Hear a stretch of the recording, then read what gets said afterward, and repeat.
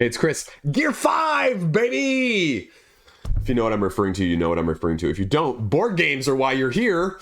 We're talking about the best upcoming board games coming to crowdfunding you need to know about this week. And this is a loaded week. I thought I was going to be talking about 3. Then I sat down and I said, oh, not 3, 6. 6. So that's what we're doing today, right? Yeah, lots of knowledge, lots of opinion. Let's do this. First up, it's going to dwarf everything else. I don't care what you say, how you feel. Awaken Realms, STALKER. Video game based, coming to the tabletop. They sent out the super awesome wooden prototype looking boxes. And I've seen a couple leaks on social media. A lot of big channels. All the big channels are going to have it. So I'm guessing there's some sort of embargo in place. And that's why you haven't seen anything yet to this point, at least at the time of me filming this. But I'd imagine there's going to be a fair bit of coverage. So take your pick about who you want to get it from and where you want to get it. I'm going to be watching, grabbing my popcorn just along with you guys as well. So, you know, it's okay. It's going to be a good time. The question is going to be price point, how many expansions? Speaking of expansions, that's a whole nother ramble video. Oh my gosh, it's a good topic anyway. But what is the price point going to be looking like? And like with Awaken Realms, that's a tongue twister right there, actually. I had to say that 3 times before getting the right take.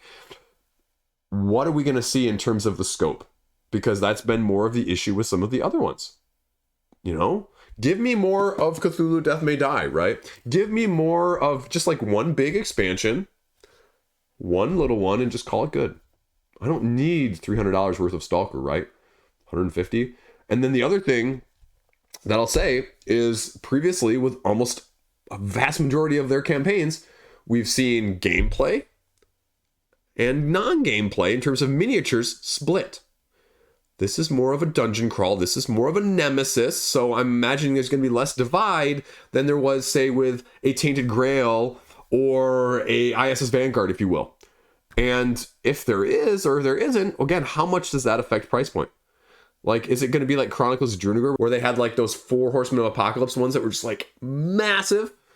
That's what I wonder about. And so will it actually be like that too? I have no idea. I'm intrigued. Super intrigued. This one has the potential to be one of the highest funding ones of the year. Easily. But will it? I don't know. Awaken Realms, their track record with funding is going to be 7 digits. It's just how high 7 digits, you got to ask yourself. Speaking of 7 digits and pedigrees, though, let's go over to the next one. Launching a little later in the week, but not to be overshadowed, Eagle Gryphon Games and Lacerda's Invention, Evolution of Ideas. And this is going to be an interesting test of the market as well. I just sort of mentioned in yesterday's video, I wondered if Into the God's Grave from Lucky Duck was a little bit saturated in terms of its niche in the market, if you will, right? In terms of the app-based situational games that people love. And you can only have so many of those and so many people, just like campaign games, right? And so will you ever see that with a Lacerda? And all the Lacerda people are out there like, no, I own them all, right? So probably not. And I would imagine, like with the latest couple, On Mars, Weather Machine, you're going to see people going from that aspect. And they've given a little bit of incentive to get it on crowdfunding. You get a little bit of exclusive, a slight discount in price. Because I really don't see people selling it. It's like one of those games you never see on the secondary market for like $50, right? Like you've never seen Weather Machine or On Mars for $50, right? It's always 95, 97, 102, sort of being facetious there, but you know what I'm talking about. When you see those sellers that are literally like, okay, well, it's 105 at retail and plus their shipping. And so I'm going to charge you 102 and 33 cents and my shipping. And it'll be less. You should buy it from me. You know what I'm talking about. You know you've seen those posts on. Anyway, I diverge. But Invention of Ideas. I mean, this is a cool theme. I like this one better than the On Mars. I like this one better than Weather Machine. Am I ever going to get it? No. It's $100 I could, throw out the window and get better use of. But I can't tell you that I'm not interested. I hope that one of these is going to strike my fancy, right? Like, I like Bitoku. They're the same weight, right? They're the same complexity. If I can play Bitoku or Jerusalem, I can play a Lacerda, right? I don't know. The chances are not pretty good about that. So with all the other previously mentioned ones, like I talked about already, I imagine there's going to be some small, like little modular expansion thing, maybe a little deluxeification in terms of coins, and that's why you're going to get it now. So I anticipate this one to be no less, no different in those aspects. You have a tried and true formula. Speaking of Awaken Realms in the formula, speaking of this in the formula, I mean, I imagine that they're going to stay with that formula. Speaking of formulas, though, that's a great segue for Restoration Games. Restoration Games has announced that Crossbows and Catapults is actually going to be coming to crowdfunding this week as well. Nostalgia, framework, staying tried and true with what you've done in the past, right? Seeing a similarity here? I'm actually making this segue relatively smooth. But again, I worry about this one. The only one I've bought from them is Fireball Island. I was not a big fan. Too much nostalgia, not enough gameplay to win me back over. And that's on me more than anything else. But all of the hype right now as one of the potential best games of 2023, Thunder Road Vendetta. I have no idea. I'd love to play it. Maybe get a copy at some point. Maybe try and trade for one. I have no idea. We'll see. But does this hold up? I mean, that's the question, right? With the rubber bands and the shooting stuff and being too far away. And then they're saying they're revamping everything. New system, new everything. Details very held close to the vest at this point. I mean, Dark Tower, people love that one. Thunder Road Vendetta, people love that one. So they've definitely hit well. I think I saw someone recently online talking about the differences. There's going to be, just like with Fireball Island, there was a retail version of Fireball Island, and then there was the crowdfunding version, because they were slightly different in terms of like the components and the upgrades and the slight-ish back and forth.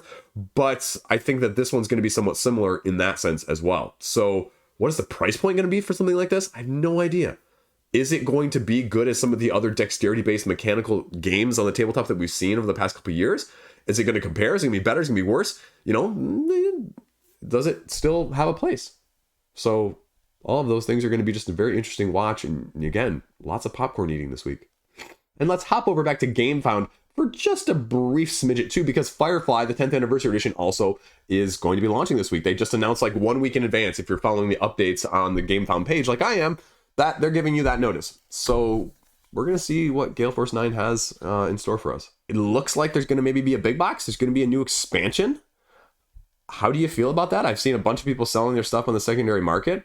New stuff, including a still flying expansion, 1,000 freaking cards. So if you're a sleever, you better stay away from this. But there's no other details on the GameFound crowdfunding page at the time of me filming this. So you can get a little bit from the updates, but otherwise everything pricing wise and some of that stuff is being held very close to the vest as well.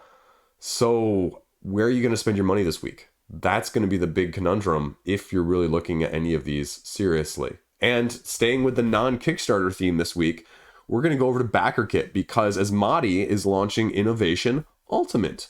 Innovation Ultimate with set 11 cards, Generation 11 cards, I forget the term. But basically the next version of Innovation with errata fixed and balance mechanics fixed and just a whole new set of cards to go along with it. So the only thing that they've sort of clarified with this, apart from those sparse details, is that if you have the previous crowdfunded version, when they did that, you know, I don't know, was it 5 or 6 years ago, maybe even? I don't even know if it was that long. But Innovation Deluxe, that there's going to be no upgrade kit. There is no patching. And so is it going to be availability in terms of getting like the new set 11 cards? Or are you just going to be all or nothing? Like get this or get none of it. And I don't know, Deluxe has gone for a decent penny on the secondary market because they just never printed it again. And is Ultimate going to be the same way? Is Ultimate actually going to be better than Deluxe? If you have Deluxe already, should you even bother with Ultimate? I don't know. Carl Chuddick, great game. Fantastic use of cards. Awesome system. Completely convoluted at the same time, but you love it too. Can't help but love it. I could see this one going any place as well. Asmati's last one over on Backer Kit with his previous game, I forget that one, Aegean Sea, did not do nearly as good as I thought it was going to do. And I mean, clamoring for a new innovation. Is it there? I have no freaking clue. Again, going to watch along with you guys right now. And the last one up here, Forbidden Games, is Faeries and Magical Creatures from the predecessor of, I think, Lizard Wizard as well. I think it's sitting behind me in one of the shelves. And this is a drafting, deck building, area control game, more family style, but with deluxeifications like they saw with Lizard Wizard, although this one appears to be a little bit lighter as a whole. It's kind of got the I choose, you follow mechanism. You have 5 different actions you're going to be taking in a turn. You take it, and then everybody else takes it too. Now, it doesn't specify yet if it's, okay, I get this stronger version of it, and you get this weaker version of it. But with that combination of mechanics with deck building, area control, I kind of like that aspect. And so that'd be something nice to be able to teach my kids as well. But I worry about these tweener games on crowdfunding because they're also hard to decipher. And if it's anything like Lizard Wizard, if I'm remembering this correctly, deluxeifications, retail versus crowdfunding, gameplay versus, why get it now was sort of more of an issue. And I got it more because of the deluxeifications. I wasn't necessarily convinced that I needed to. So I just have that niggling in the back of my mind in addition. So there you go, 6 big ones. And that doesn't even mention in the top 6 there, I didn't even include the Castellans of Valeria, which is the latest in the Valeria series from Daily Magic Games. So take that for what you will as well, because that one's also going to be going live and people really like the Valeria series as well, me included. So take that for what you will. That's what we've got going on this week. Yeah, a little ramble at the end here. I don't know. Again, just too many games, not enough time, not enough people to play with consistently. So that's always the biggest issue right now. Still getting over being sick. It was a rough week.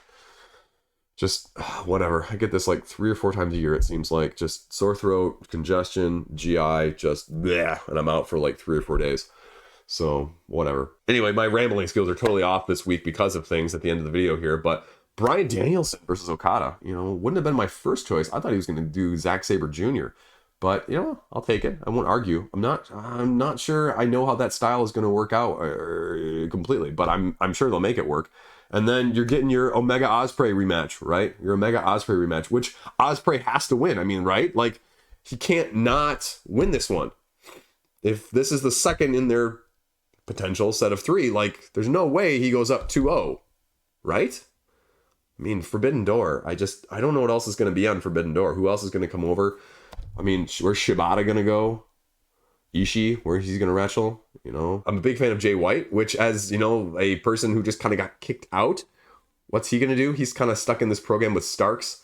I'm not really a big fan of necessarily the Guns joining the Bullet Club, if you know what I'm talking about. Like, man, give me like a Pac or a Hook joining Bullet Club instead. That would actually be surprising. That would actually be exciting. The other stuff, I just, no. Predictable. For the most part. I'm sure we'll get a couple surprise matchups that are cool, but it is what it is. So apart from that, kid has his last soccer game today, or the time you guys are watching this, last soccer game with the regular team. And then next week he has the tryouts. It's like a 1.5 hour tryout for one of the travel teams. And my wife and I were just having a conversation about that last night about how we're pretty nervous and like, he doesn't really want to practice. He doesn't really want to go through any drills with me. And he's just trying to use his natural ability, which is fine. But doesn't have the strongest leg. He's not the fastest. He's got a decent control. Like, my wife goes, what if he doesn't make it? I'm like, well, maybe that'll entice him to try harder and want to do it more next year. We'll see. I mean, right? Like, how many stories have you heard of people who got cut that, eventually were really good because they got cut in the first place because they weren't trying? And so we'll see. We have no idea what this tryout is going to look like in terms of like census or popularity or like how many kids are actually going to be trying out, how many kids they're going to take, and how many kids are going to make it, right? It's freaking expensive, right? Because it's like a travel team that goes for the next 9 months. They don't actually travel at this age though, so that's the nice thing. But commitment 2 to 3 times a week potentially for not that whole time, for like 3 months at the beginning and 3 months at the end in the fall and the spring. The middle is only like once a week in the winter, but like, I don't think he'll have any problem with that commitment wise. He loves soccer, right? That's been going on for like the last 2 years straight. So that's not the issue. But what's the talent level of the other kids? How many kids are actually going to be trying out for this? So that's more of the question. He could definitely use the discipline and the teamwork, but I have no idea what to expect. And I'm probably going to be more nervous than he is. It's going to be one of those situations. Parents more nervous than kids. If you got kids, you know what I'm talking about. I'm done. This ramble took way too long to even get through or think of. My brain is just like whoosh right now still. So hopefully your weekend goes as well as mine does, or better. Stay classy. Have a great freaking fantastic day. See you around. Sneeze.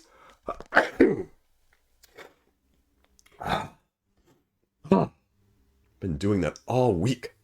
But no, it's not allergies. Although I wish it was.